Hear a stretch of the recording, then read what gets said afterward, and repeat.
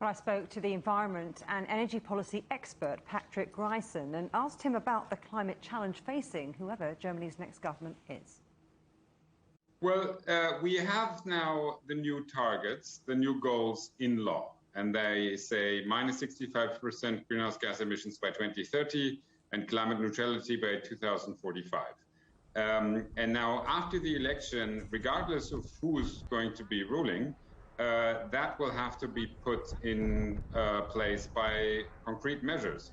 And yes, there will be some lobby groups that won't be happy because it means coal phase out by 2030. It means a phase out of internal combustion engine in the car industry by 2030. And of course, also ramping up hydrogen a lot to replace fossil gas. And those industries you talk about are considered the backbone of Germany's economy. But look, we're phasing out coal, phasing out nuclear energy. We often talk about Germany as a trailblazer, a leader in Europe's environmental issues, but they're not actually that hot on things like renewables, are they? If you talk to German industry nowadays, they're not married with coal anymore. This is just about speeding up a process they have accepted.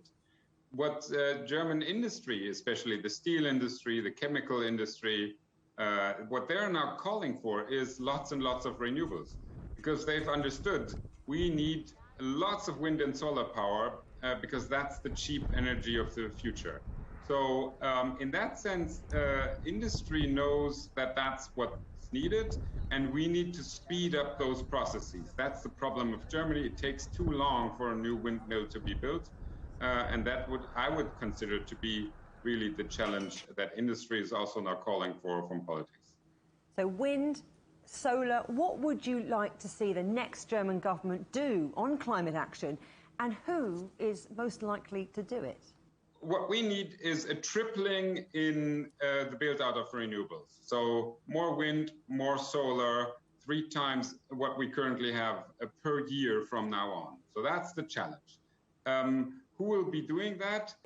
Well, you know, the Christian Democrats have been a bit reluctant on wind, but they have now understood we need that. The Greens are pushing, but they also need to tell nature conservatives that we are not going to count every bird anymore, but rather about thinking about how do we preserve wildlife on a more general perspective. So each of those parties has a challenge to face.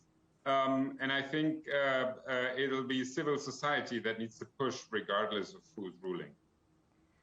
When you consider that climate is such a big part of the election conversation, why are the Greens not gaining more traction? 2 reasons. The other parties are also saying that they're going to be committed on climate issues. So Scholz has been saying he will be the climate chancellor.